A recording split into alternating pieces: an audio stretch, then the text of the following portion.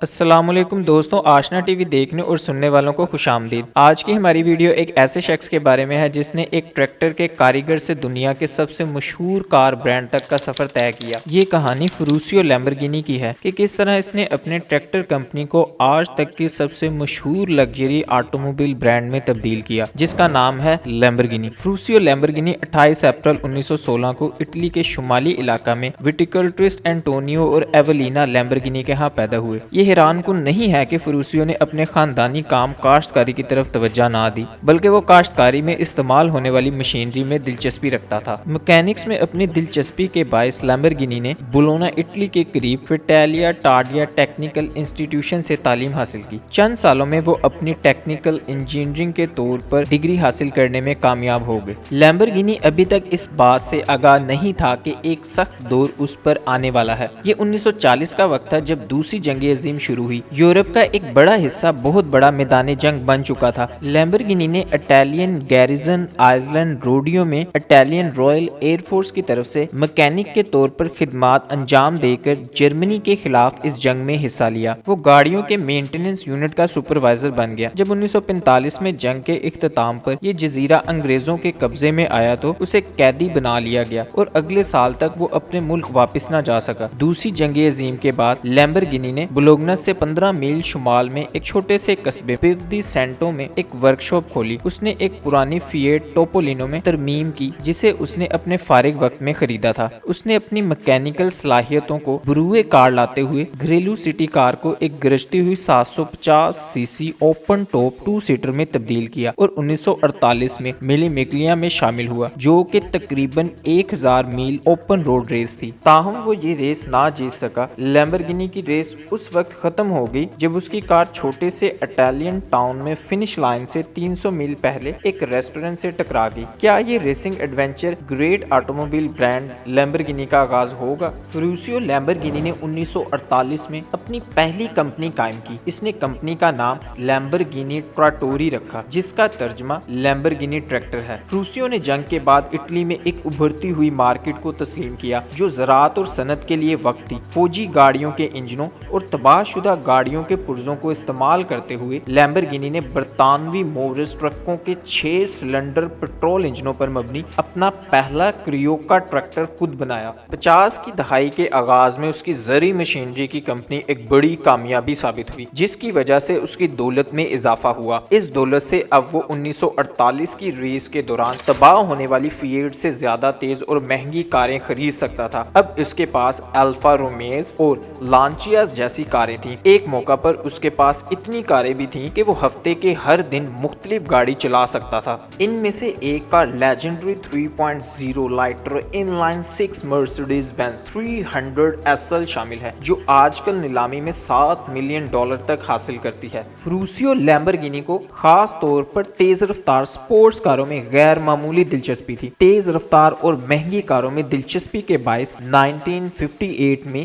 میرانیرو شہر کا سفر کیا، جو سپورٹس کار بنانے والی کمپنی فراری کا آبائی شہر ہے۔ اس نے اپنی پہلی فراری 2 سیٹر 250 GTO خریدی۔ اس کی پہلی فراری کے بعد کئی مختلف فراری ایک سال میں خریدی۔ فراری خریدنے کے باوجود وہ ان سے پوری طرح مطمئن نہیں تھا۔ لیمبرگینی کی گاڑیاں استعمال کے بعد کافی حد تک ڈیمیج ہو جاتی تھیں، جنہیں ٹھیک کرنے کے لیے دوبارہ میرانیلو شہر تک مسلسل سفر کی ضرورت ہوتی تھی۔ ٹیکنیکل ماہرین کار کو ٹھیک کرنے کے بجائے اس کے بہت سے نقائص کو چھپا دیتے تھے، جس سے لیمبرگینی کی ناراضگی بہت زیادہ بڑھ گئی۔ اس نے فراری کے سیل سروسز پر اپنی ناراضگی کا اظہار کیا، جسے وہ غیر ضروری سمجھتے تھے۔ بدقسمتی سے وہ اپنی شکایات ثابت نہ کر سکا۔ اس کے بعد وہ اپنی شکایات کو فراری کے بانی انزو فراری کے پاس لے گیا، لیکن ایک بار پھر اس کے خدشات کو نظر انداز کر دیا گیا۔ فراری کے لوگوں سے ناراض ہو کر فروسیو لیمبرگینی نے اپنی پہلی خریدی ہوئی فراری 250 GTO میں ترمیم کرنے پر کام کیا۔ وہ جلد ہی GT 250 کے اپنے ترمیم شدہ ورژن کو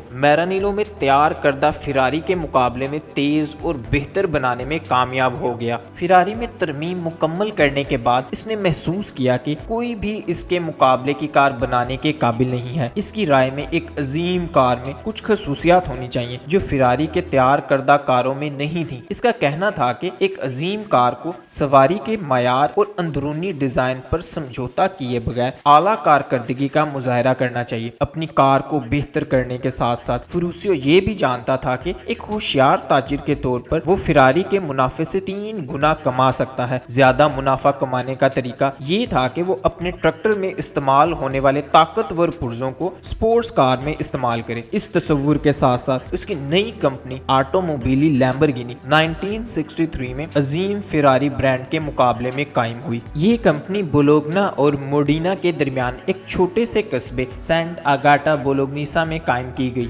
50,000 میٹر اسکوائر کے رقبے کے ساتھ سرسبز گھاس کے میدان میں کمپنی کو بڑھانے کے لیے کافی جگہ موجود تھی، جہاں سے ٹریکٹر کمپنی بھی زیادہ دور نہیں تھی۔ اس جگہ کو اس لیے منتخب کیا گیا کیونکہ یہ ٹیرا ڈی موٹوری کے وسط میں واقع تھا، جس کا اٹیلین زبان میں مطلب ہے انجن کا ملک، جہاں پر فراری، مسیراتی، ڈوکاٹی اور اب لیمبرگینی بھی واقع تھی۔ نئے کاروبار کے آغاز کے لیے اب لوگو تیار کرنا تھا۔ جیسا کہ ہم جانتے ہیں کہ لیمبرگینی کا لوگو 60 سال پرانا ہے، جو کمپنی کے سربراہ نے خود تیار کیا تھا، کیونکہ اس کا پیدائشی نشان زوڈیاک ٹوروس تھا، اس لیے اس نے اس نشان کو کمپنی کے لوگو کے طور پر منتخب کیا۔ اس نشان کو شہرت کی بلندیوں پر لے جانے والی پہلی کار 350 GT 1964 میں تیار کی گئی۔ یہ car 280 horse power 3.5 litre V12 engine سے تیار کی گئی، جو کہ ایک طاقت کا منبع تھی، اور ستم ظریفی یہ کہ اسے فراری کے سابق ملازم گیوٹو بیزارینی نے تیار کیا تھا۔ 1966 میں 350 GT کی جگہ 400 GT نے لے لی، جس میں اور بھی زیادہ طاقتور انجن 3.9 لیٹر 12V تھا، جو 320 ہارس پاور پیدا کرتا تھا۔ یہ تب کی بات ہے جب میورا تیار کی گئی اور لیمبرگینی نے اپنی شناخت بنائی۔ جب یہ سپر سپورٹس کار سامنے آئی تو دنیا دنگ رہ گئی، اس سے پہلے لوگوں نے ایسی کار کبھی نہیں دیکھی تھی۔ میورا ایک شاندار حیران کن کار تھی۔ یہ دنیا کی پہلی حقیقی سپر کار تھی جس کا بہت بڑا انجن درمیان میں تھا، 4.0 لیٹر V12، جس کی رفتار 170 مائل پر آور سے بھی زیادہ تھی۔ یہ ناممکن لگتا تھا کہ لیمبرگینی اس سے بہتر گاڑی تیار کر سکے گی، لیکن اس نے ایسا کر دکھایا، اور 1971 میں جنیوا موٹر شو میں سب سے زیادہ مشہور لیمبرگینی کونٹاش شامل کی، اور 1974 میں اس کی پروڈکشن شروع کر دی۔ کونٹاش نام اٹیلین زبان کا لفظ ہے جس کا مطلب ہے حیرت۔ کونٹاش اب تک کی سب سے زیادہ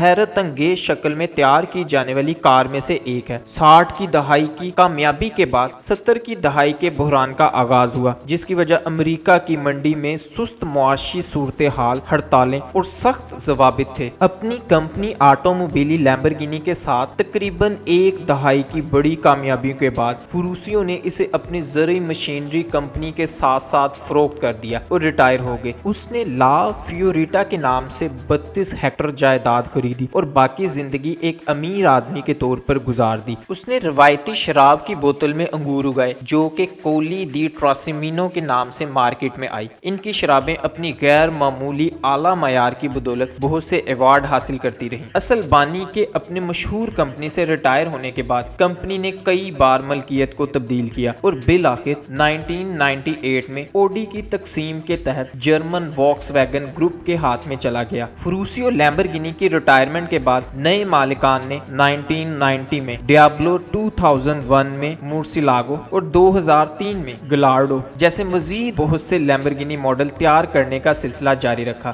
ہر ماڈل زیادہ سے زیادہ حیرت انگیز اور طاقتور ہوتا جا رہا ہے۔ آج تک لیمبرگینی اب بھی ایونٹڈور اور ہوریکین جیسی حیرت انگیز سپورٹس کاریں تیار کر رہی ہے۔ دوستوں، یہ تھی آج کی ہماری ویڈیو جو لیمبرگینی کار برانڈ اور اس کے فاؤنڈر کے بارے میں تھی۔ امید ہے آپ کو یہ ویڈیو پسند آئی ہوگی۔ اگر یہ ویڈیو پسند آئی ہے تو اسے لائک ضرور کیجیے گا۔ مزید اس قسم کی اور ویڈیوز دیکھنے کے لیے ہمارے YouTube چینل کو سبسکرائب کریں اور بیل آئیکن بھی پریس کر دیں تاکہ آنے والی ہماری لیٹسٹ ویڈیو سے آپ باخبر رہیں۔